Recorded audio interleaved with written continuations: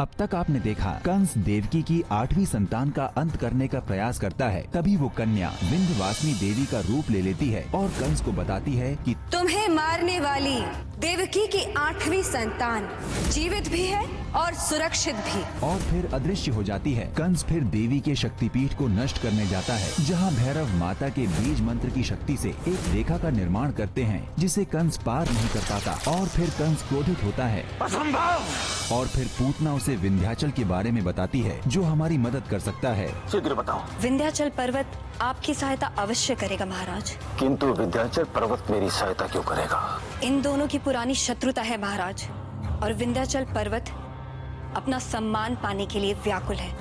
और आप तो जानते हैं महाराज, शत्रु का शत्रु मित्र होता है। उससे उसकी ये शत्रुता उसे आपकी सहायता करने पर प्रेरित कर देगी। कंस फिर विंध्याचल पर्वत को देवी और खत्री पर्वत के विरुद्ध भड़काता है और फिर विंध्याचल अपना आकार बढ़ा देते हैं और अंततः उनका आकार इतना बड़ा हो जाता है कि सूर्य के प्रकाश को रोक देता है, जिससे सृष्टि का संतुलन बिगड़ने लगता है। पेड़ पौधे सब सूर्य के तेज से जलने लगते हैं। भैरव ये सब देख परेशान हो जाते हैं। उनके पास कोई विकल्प नहीं बचता है। फिर वो स्वयं सूर्य के तेज को सहन करने का प्रयास करते हैं, किंतु सूर्य के तेज को उनका शरीर सहन नहीं कर पाता है। अब आगे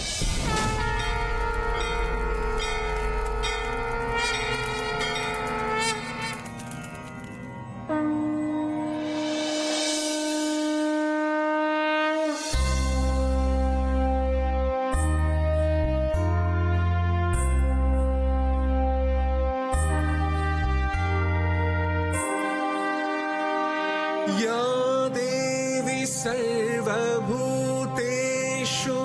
विष्णुमायेति शब्दिता नमस्तस्यै नमस्तस्यै नमस्तस्यै नमो नमः। हे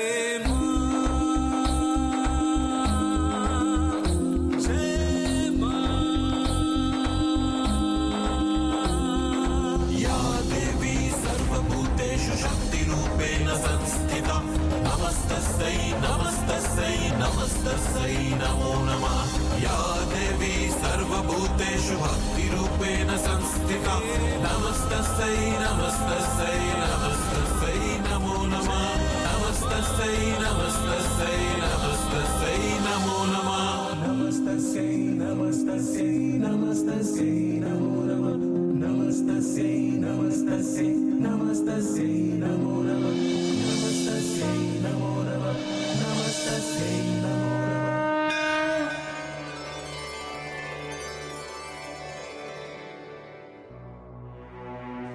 माते, ये तो अनर्थ हो रहा है।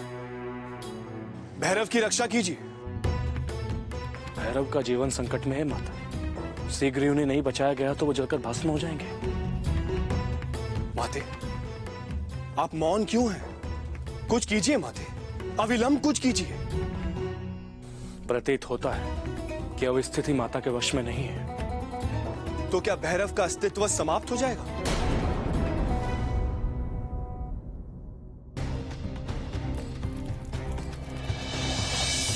भैरव,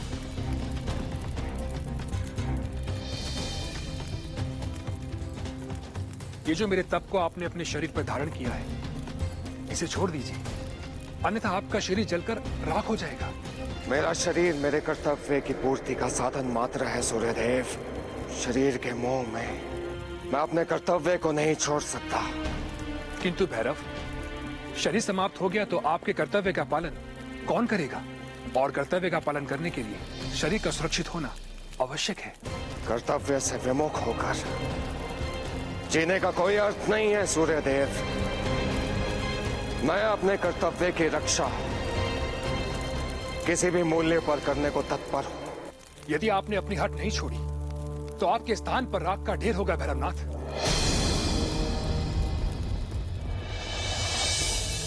ये सब उस विंध्याचल पर्वत के हट के कारण हो रहा है। उसी ने भैरव के प्राण संकट में डाल दिए हैं। भैरव भी अपने हट छोड़ने को तैयार नहीं इंद्रदेव।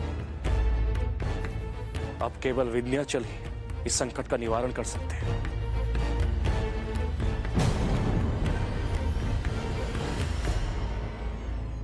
अब विंध्याचल को अधर्म के मार्ग से धर्म के मार्ग पर लाने का समय आ गया है।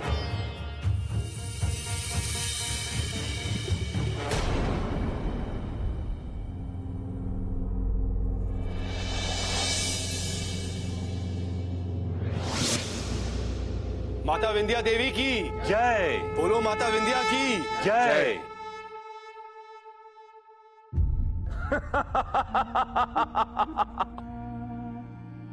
अंततः उस देवी को शक्तिपीठ छोड़कर बाहर आना ही पड़ा। जैसा मैंने सोचा था वैसा ही हुआ। अब उस शक्तिपीठ की रक्षा कौन करेगा? तो फिर देवी को बंदी बना लिया जाए महाराज। नहीं सेनापति, उस देवी को नहीं, उसकी संतानों को बंदी बनाना होगा। वो देवी स्वयं को औषधियों की देवी कहती है, उनकी रक्षक है, उनकी माता है। यदि हम उसकी औषधियों को बंदी बना लेंगे तो उनकी माता को हमारे आगे समर्पण करना ही होगा। किंतु आपका प्रयोजन तो देवी से है ना महाराज। फिर ये औषधियों को बंदी बनाकर आपको क्या लाभ प्राप्त होगा? देवी को बंदी बनाकर आप अपने बल से अपना प्रयोजन शीघ्र सिद्ध कर सकते हैं। यहाँ बल की नहीं बुद्धि की आवश्यकता है सेनापति। देखा नहीं देवी किसकी रक्षा के लिए शक्तिपीठ से बाहर आई है? अपने रक्षक भैरव के प्राण बचाने के लिए। उसी प्रकार अपने औषधियों के प्राण बचाने के लिए उनकी माता को हमारे सामने आना ही होगा। आप धन्य है महाराज। सेनापति, जाओ अपने सैनिकों के साथ उस पर्वत पे आक्रमण करो और उन औषधियों को बंदी बनाकर हमारे सामने ले आओ। जो आज्ञा महाराज।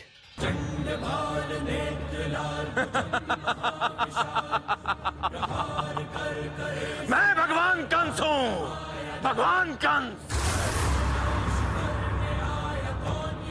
संसार में ऐसी कोई भी कार्य नहीं जो मेरी शक्ति से बाहर हो।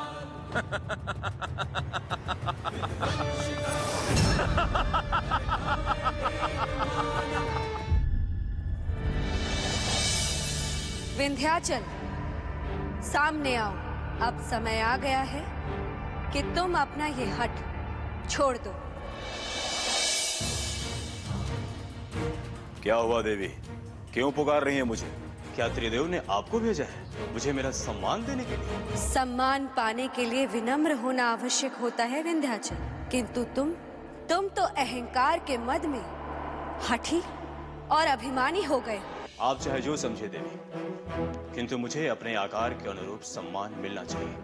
आप ही बताइए, क्या ये मेरी मांग अनुचित है? सम्मान स्वतः प्राप्त होता है विंध्याचल, मांगा नहीं जाता। तुम्हें अपनी ये मांग छोड़कर ऐसे कर्म करने चाहिए कि ये संसार स्वतः तुम्हें सम्मान करने लगे। यही तो नहीं हुआ इतने वर्षों तक देवी।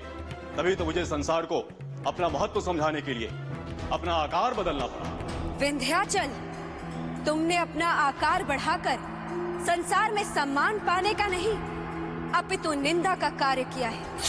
सारे संसार में तुम्हारी निंदा हो रही है विंध्याचल। तुमने संसार का उपकार करने के स्थान पर अपना आकार बढ़ाकर सूर्य के प्रकाश में अवरोध उत्पन्न किया है, जिसके कारण आज सारा संसार संकट में आ गया है। जो संसार मेरी उपेक्षा करता रहा, उस संसार के लिए मैं क्यों चिंता करूं देवी? संसार की उपेक्षा करके तुम संसार में कभी यश प्राप्त नहीं कर सकते विंध्याचल। भैरव ने तुम्हें सचेत किया था, किंतु तुमने उसकी भी उपेक्षा की। देवी, उपेक्षा के बदले उपेक्षा ही प्राप्त होती है ना। तो संसार ने मेरी जो उपेक्षा की है, उसके बदले उसे क्या प्राप्त होगा? संसार ने मुझ पर उपकार किया होता तो मैं भी संसार पर उपकार करता, किंतु अब ये नहीं हो सकता देवी। मैं अपना आकार नहीं छोटा करूंगा। विंध्याचल, तुम्हारे इस प्रकार आकार बढ़ाने के कारण आधे संसार में अंधकार छा गया है। सूर्य के प्रकाश के अभाव में वनस्पतियां और औषधियां मुरझा रही हैं। तुम क्या चाहते हो कि संसार से औषधियों का अस्तित्व समाप्त हो जाए? औषधियों के अभाव में समस्त प्राणियों का जीवन संकट में पड़ जाएगा। फिर ऐसे में तुम्हारा सम्मान कौन करेगा विंध्याचल? संसार को अपने अस्तित्व की रक्षा करनी है तो वो आकर मेरी प्रार्थना करे, मेरा सम्मान करे। मैं अपना आकार तब तक छोटा नहीं करूंगा जब तक मुझे संसार में खत्री पर्वत की भांति सम्मान नहीं मिलेगा। जाइए देवी, जाकर देवताओं से कहिए या तो वो मुझे पर्वतराज का सम्मान प्रदान करे या फिर संसार से औषधियों का नाश होता हुआ देखे।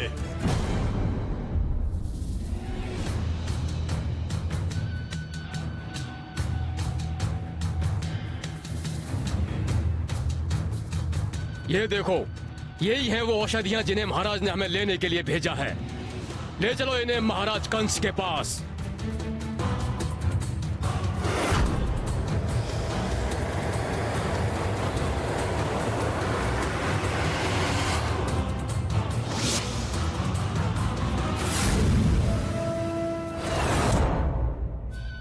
बंदी बना लो इन सबको। ठहरो।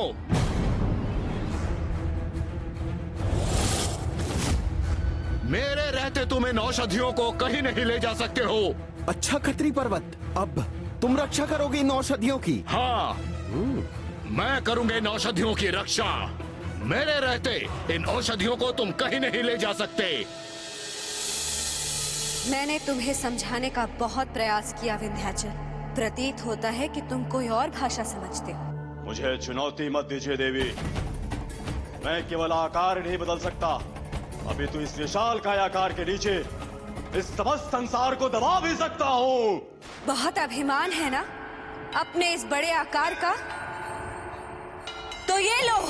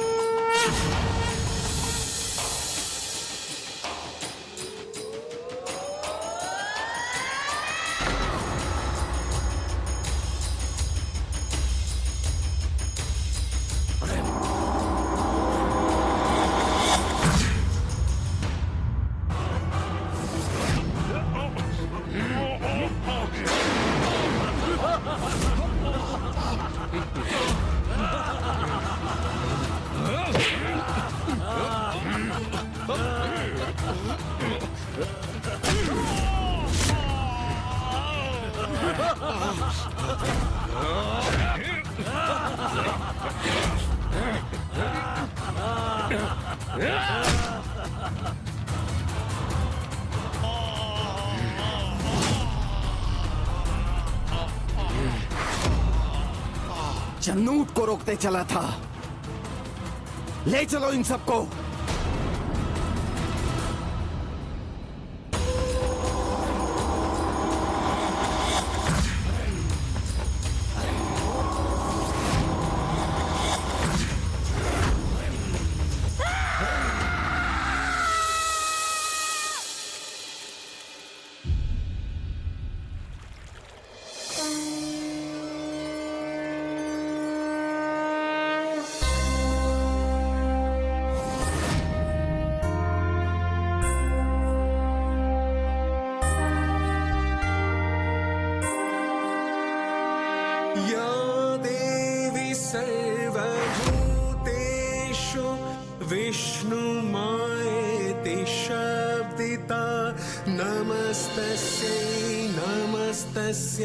प्रणाम माता।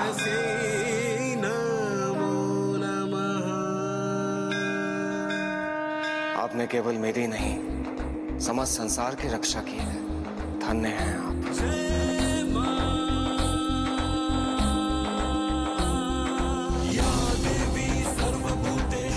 माँ रुद्रकाली की जय। माँ रुद्रकाली की जय।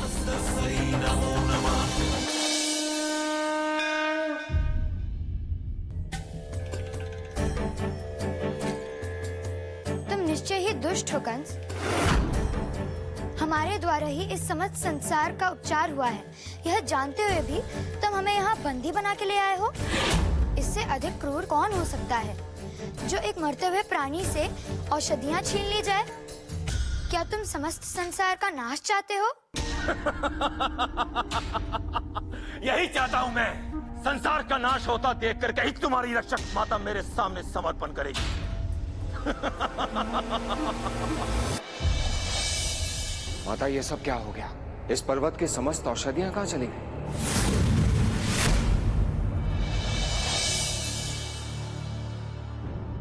सारी औषधियों को कंस के सैनिक बंदी बनाकर ले गए हैं भैरवनाथ। मैंने उन्हें रोकने का बहुत प्रयास किया माता, किंतु उन असुरों से युद्ध में जीतना मेरे लिए संभव ना हो सका। मुझे क्षमा कर दीजिए माते, मुझे क्षमा कर दीजिए। ओह, तो ये कंस का षड्यंत्र था। माता, आपको शक्तिपीठ से बाहर निकालने के लिए उसने विद्यांचल को उकसाया होगा, ताकि आपकी अनुपस्थिति में वो सारी औषधियों को बंदी बनाकर अपने साथ ले जाए। अब क्या होगा माता? औषधियों के अभाव में संसार के रोगों का निदान कैसे होगा?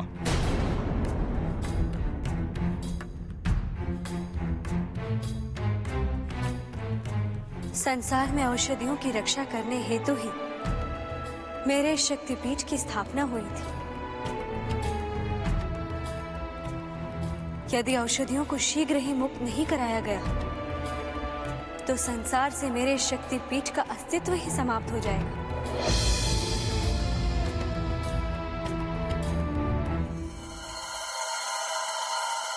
अब इस संसार में महामारी का साम्राज्य होगा। सेनापति, ले जाओ इन औषधियों को और कारागार में डाल दो। जाओ। जो आज्ञा महाराज। पूतना, संसार में यदि औषधियों का अभाव हो तो एक असुर को क्या करना चाहिए? मैं समझ गई महाराज। अब संसार का हर प्राणी भिन्न भिन्न रोगों से ग्रस्त होगा महाराज। क्रूरता में तुम्हारा कोई सानी नहीं पूतना। महाराज, मैं तो केवल आपकी मनोकामना पूर्ण कर रही हूं। अब वो देवी स्वयं आकर आपको बताएगी कि आपका संहार करने वाला वो बालक किसके घर में सुरक्षित है।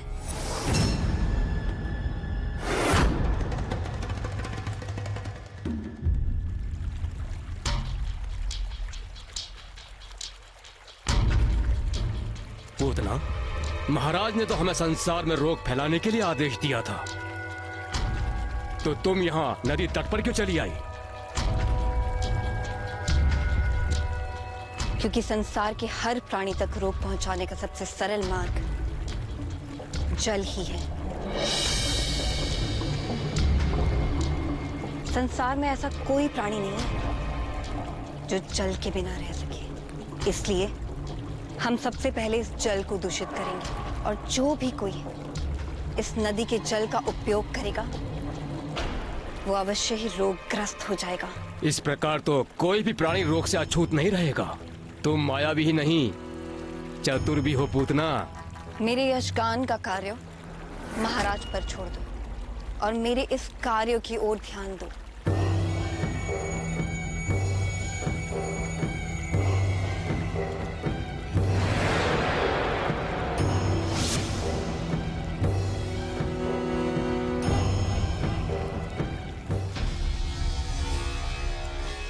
शीघ्र ही इस जल को दूषित कर दो।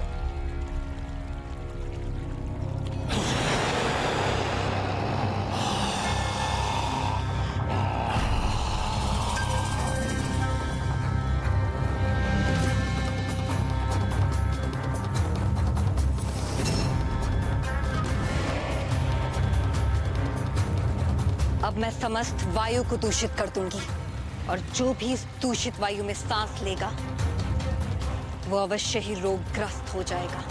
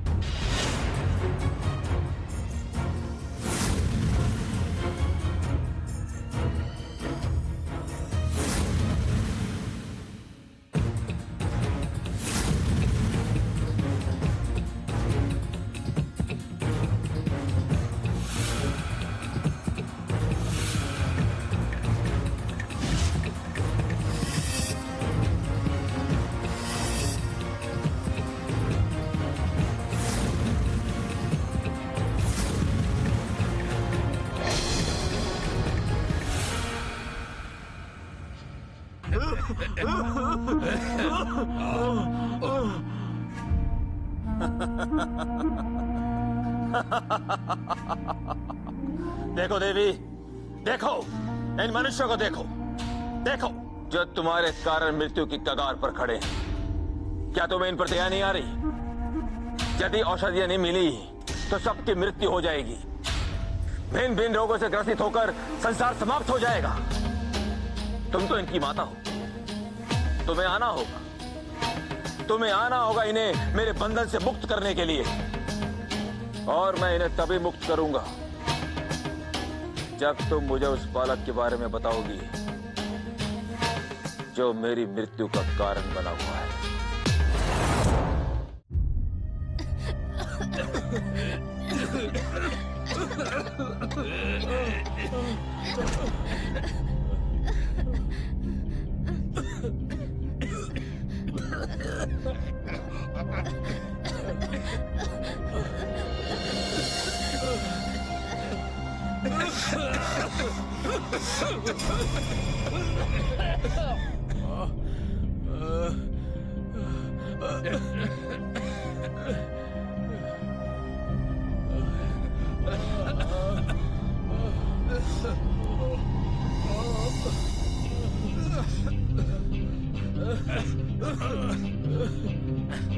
कुछ कीजिए वैद्य जी।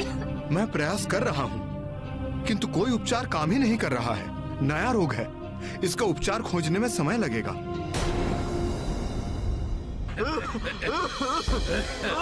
खत्री पर्वत की जड़ी बूटियां न जाने कहाँ चली गई हैं, इसलिए अब कोई भी औषधि नहीं बनाई जा सकती। औषधियों के अभाव में हमारा उपचार कैसे होगा? क्या हम सब यूं ही मृत्यु को प्राप्त हो जाएंगे? कंस ने संसार में महामारी फैला दी है। औषधि के अभाव में किसी का उपचार नहीं हो पा रहा है। यदि शीघ्र ही औषधियों को उसके कारावास से मुक्त नहीं कराया तो संसार में अनर्थ हो जाएगा। उपचार के अभाव में प्राणियों की मृत्यु होने लगेगी। रोगों से संसार की रक्षा करना हमारा कर्तव्य है भैरव। हमें अपना ये कर्तव्य निभाना ही होगा।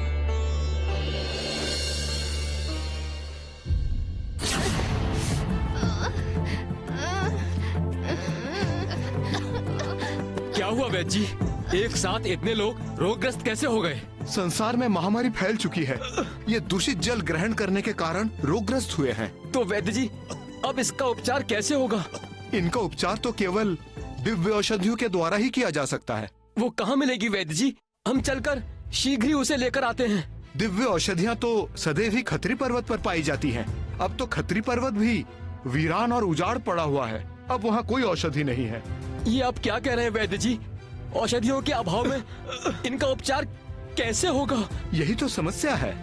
यदि शीघ्र ही इनका उपचार नहीं हुआ तो इनकी मृत्यु भी संभव है।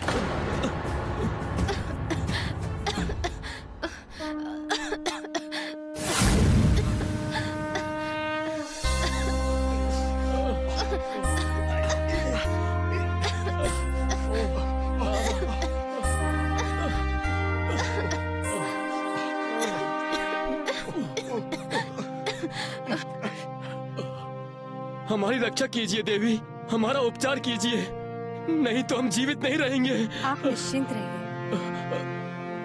किसी को कुछ नहीं होगा, किसी की मृत्यु नहीं होगी। ये जल लीजिए, इसे पीते ही समस्त रोग समाप्त हो जाएंगे।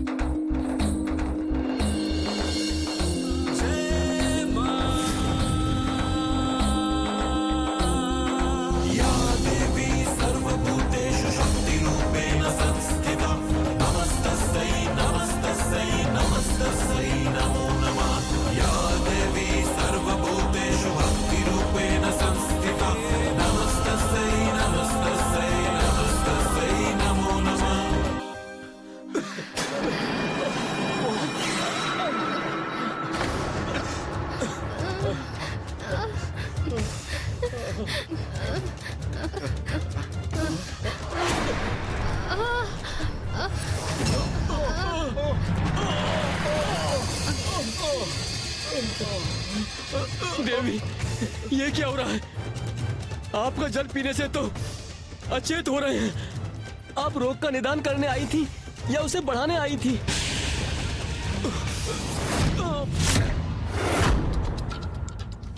देवी, इस प्रकार भेष बदलकर इन सब का उपचार करने से कुछ नहीं होगा। यदि आप इन सबको जीवित देखना चाहती हैं, तो चलिए महाराज कंस के पास और उन्हें बता दीजिए कि वो बालक कौन है, कहाँ है, जो उनकी मृत्यु का कारण है। केवल तभी वो औषधियां मुक्त हो सकती हैं। सोच लीजिए देवी, एक का जीवन बचाने के लिए सबका जीवन दांव पे मत लगाइए। क्रोधित ना हो देवी, आपके पास और कोई उपाय नहीं है। चलिए, महाराज कंस आपकी प्रतीक्षा कर रहे हैं।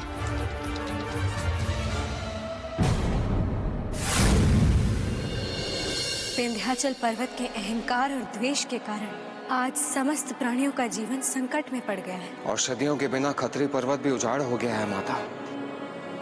कुछ सूझ नहीं रहा कि इस संकट का निवारण कैसे करें। प्रणाम माते। प्रणाम भैरवनाथ। देवी, आपने मुझे समस्त औषधियां प्रदान की थी, लेकिन मैं उनकी रक्षा नहीं कर सका। यह मेरा ही अपराध है।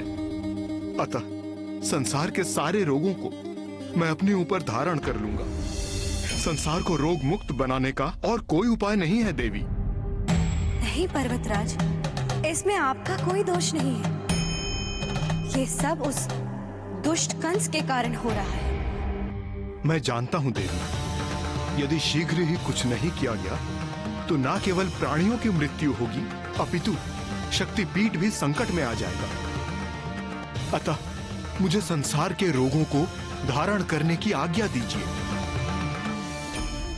आपने ही तो मुझे वरदान दिया था कि मैं जब चाहूं संसार के रोगों को अपने अंदर समाहित कर सकता हूं। फिर आप मुझे संसार को रोग मुक्त करने से क्यों रोक रही हैं माता? मुझे आज्ञा दीजिए माता, आज्ञा दीजिए। मुझे कुछ नहीं होगा, मुझे आज्ञा दीजिए माता। नहीं पर्वतराज, अब मेरा वरदान भी कुछ नहीं कर पाएगा, क्योंकि आपके पास मेरी औषधियां भी नहीं हैं। आप अपना जीवन संकट में मत डालिए। औषधियाँ थी तो आप सुरक्षित थे, लेकिन अब यदि आपने ऐसा किया तो आपको कोई नहीं बचा पाएगा। मुझे अपने जीवन की कोई चिंता नहीं है माता। मेरा अस्तित्व रहे या ना रहे, किंतु सृष्टि और शक्तिपीठ के अस्तित्व पर कोई आंच नहीं आने दूंगा माता, कोई आंच नहीं आने दूंगा।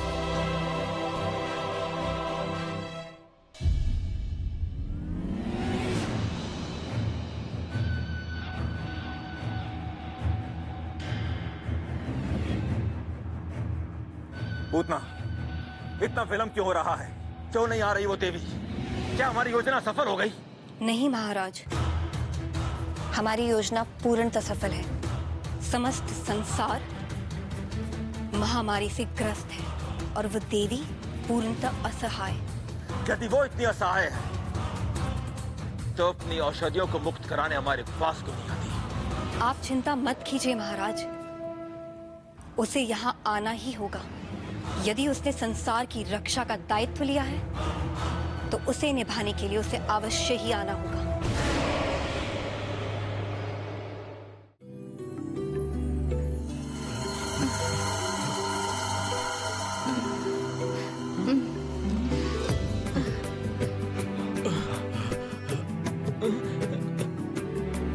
चमत्कार हो गया। अरे मैं भी स्वस्थ हो गया।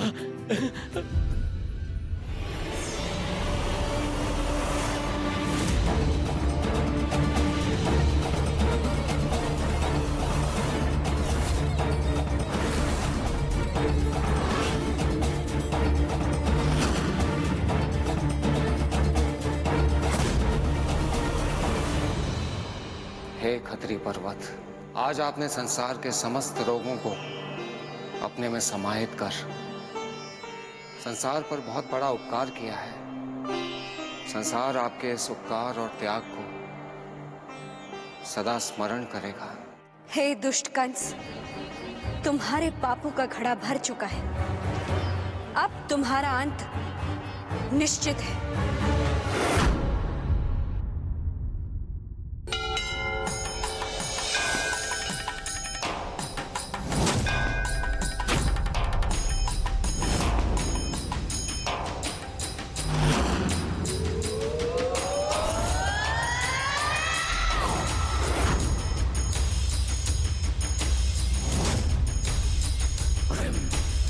दुष्ट कंस, अपनी मृत्यु के लिए तैयार हो जा।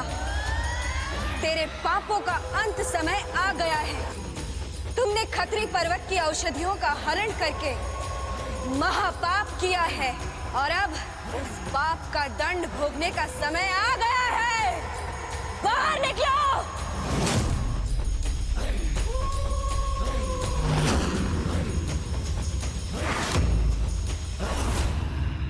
देवी, मैं इसी पल की प्रतीक्षा कर रहा था। तुम्हें शक्तिपीठ से निकालकर यहां लाने का मेरा एक ही उद्देश्य है, अपने संघारक का पता लगाना। आओ और मुझे देवकी के 8वें संतान का पता बताओ, अन्यथा मेरे हाथों से मरने के लिए तैयार हो जाओ।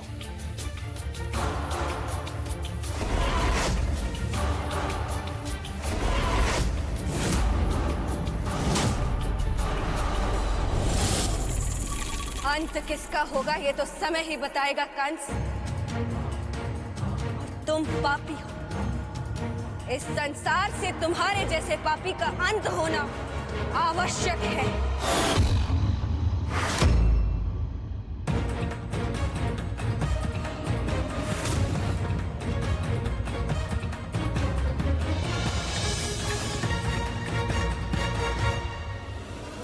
यही सही समय है। इस समय कंस देवी के साथ युद्ध में व्यस्त है। उसे अपनी कारागृह की सुरक्षा का कोई ध्यान नहीं है। मैं अभी जाकर उसके कारागृह से उन सभी औषधियों को मुक्त करा देता हूँ।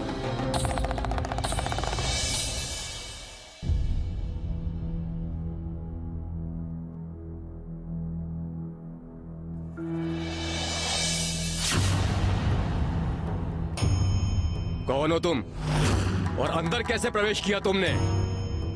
मैं इन औषधियों को यहाँ से मुक्त कराने के लिए आया हूँ और इन्हें अपने साथ लेकर ही जाऊंगा। ये सभी औषधियाँ महाराज कंस की बंदी हैं और जब तक महाराज कंस की आज्ञा नहीं होती तब तक इन्हें यहाँ से कोई नहीं ले जा सकता।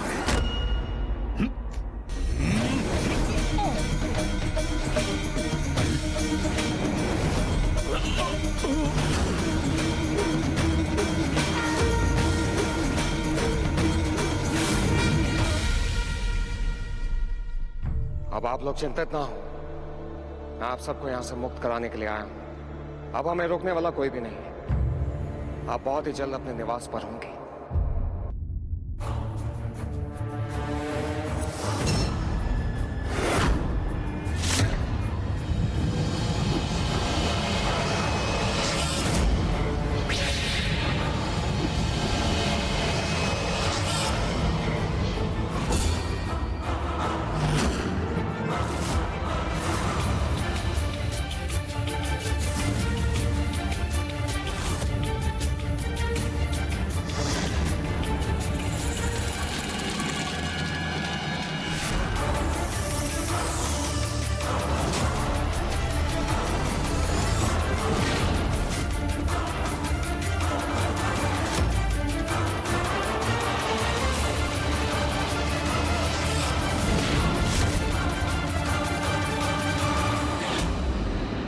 युद्ध तो चलता ही जा रहा है। प्रतीत होता है कि इस युद्ध का कोई अंत ही नहीं है। ये युद्ध कौन जीतेगा कहना कठिन है। अंत होगा इंद्रदेव। प्रत्येक युद्ध का अंत अधर्म के पराजय के बाद ही होता है।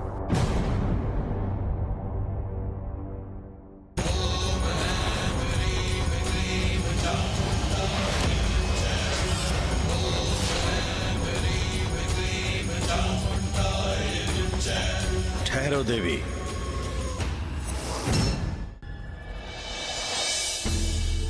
इस कंस का अंत आप नहीं कर सकती, क्योंकि कंस का अंत एक मनुष्य के हाथों द्वारा होना है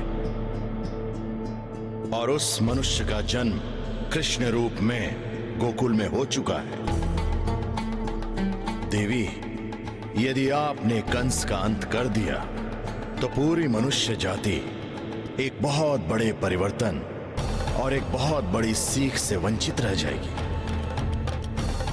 अतः आप इस युद्ध को विराम दे दीजिए। जैसी आपकी आज्ञा ब्रह्मदेव। परंतु इस दुष्ट कंस को मैं ऐसे नहीं छोड़ूंगी। इसे इसके दुष्कर्मों का दंड अवश्य मिलेगा।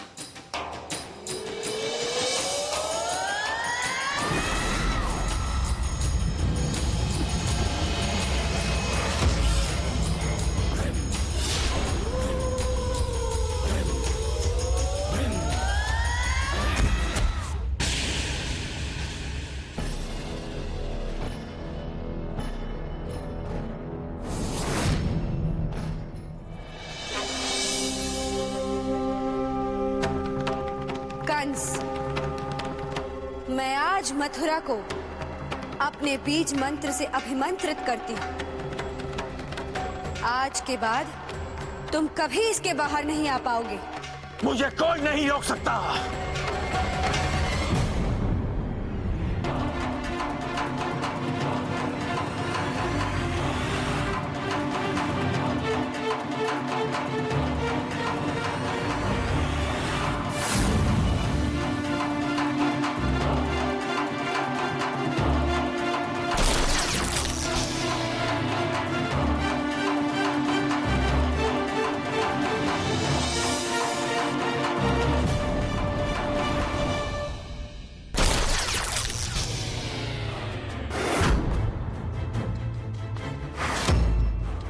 मैं भी देखता हूं मुझे मथुरा के बाहर जाने से कौन रोक सकता है।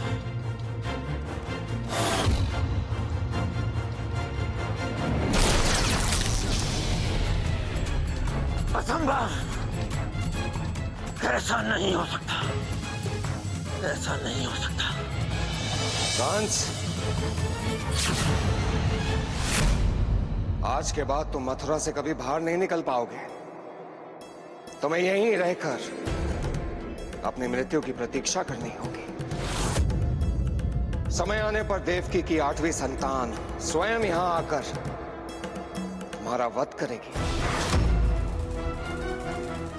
और उसके बाद कंस कभी भी मथुरा के बाहर नहीं जा सका। वो असहाय होकर मथुरा में अपनी मृत्यु की प्रतीक्षा करता रहा और एक दिन कृष्ण ने स्वयं आकर उसका संहार किया।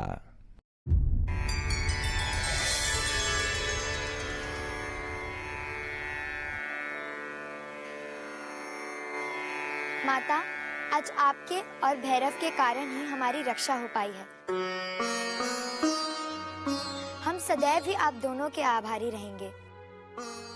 किंतु अब खत्री पर्वत पर रहने के लिए हमारे लिए कोई स्थान नहीं बचा है। अब आप ही बताइए माता, हम कहाँ वास करें?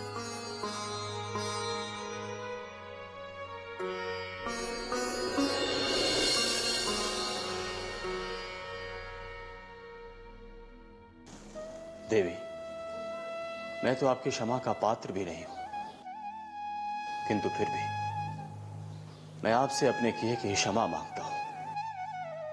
इस संसार में जो भी संकट उत्पन्न हुआ वो मेरी ही मूर्खता के कारण हुआ। कंस के जाल में फंसकर मैंने समस्त संसार को संकट में डाल दिया। मेरे ही कारण खत्री पर्वत को उजाड़ और वीरान होना पड़ा। मैं खत्री पर्वत से भी हाथ जोड़कर क्षमा मांगता हूं। मुझे क्षमा कर दो खत्री पर्वत, मैं तुम्हारा अपराधी हूं। विंध्याचल, जब समय विपरीत होता है तब बुद्धिमान से बुद्धिमान प्राणी भी उचित निर्णय नहीं ले पाता। किंतु अपने किए अपराध को मानकर उसके लिए क्षमा मांगना भी बहुत बड़ी बात होती है। देवी, मैं अपने पापों का प्रायश्चित करना चाहता हूं। मैं चाहता हूं कि संसार में सदैव आपकी सेवा करने का अवसर मिले। ठीक है विंध्याचल, मैं तुम्हें आशीर्वाद देती हूं कि आज से सभी औषधियां विंध्याचल पर्वत पर ही वास करेंगी।